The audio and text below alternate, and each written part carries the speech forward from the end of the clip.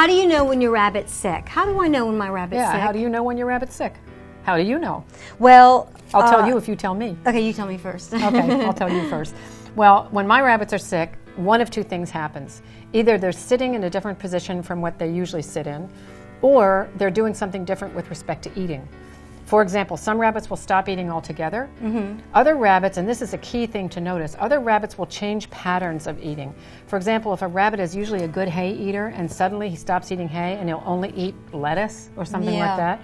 Or if you notice a rabbit is picking up a piece of food, looking like he's chewing it and then dropping it, that's a change in eating pattern. So the key here is to be aware of your rabbit's normal eating patterns so that if there's any change, you can detect them, because a change in eating patterns is one of the main ways that you can tell that a rabbit is sick.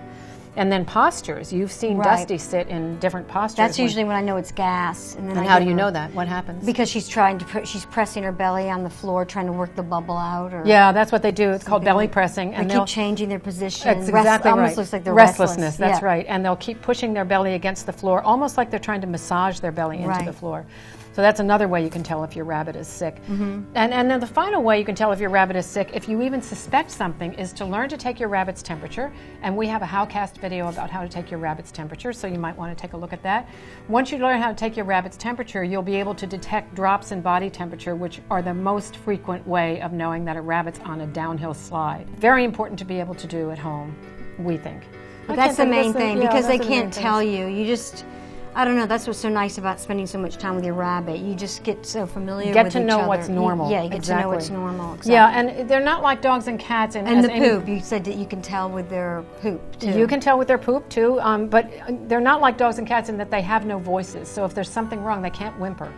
They can't do anything like that. Because they're prey animals and they don't want a signal to... Yeah, if you see a change, I should have mentioned that, too. If you see a change in poop, just as if you see a change in intake, if you see a change in output, that can be important too. If your rabbit normally poops a certain amount per day and suddenly you're not seeing any poops, that may or may not be an indication of sickness, or the rabbit may just have not eaten recently, but you have to keep an eye on it.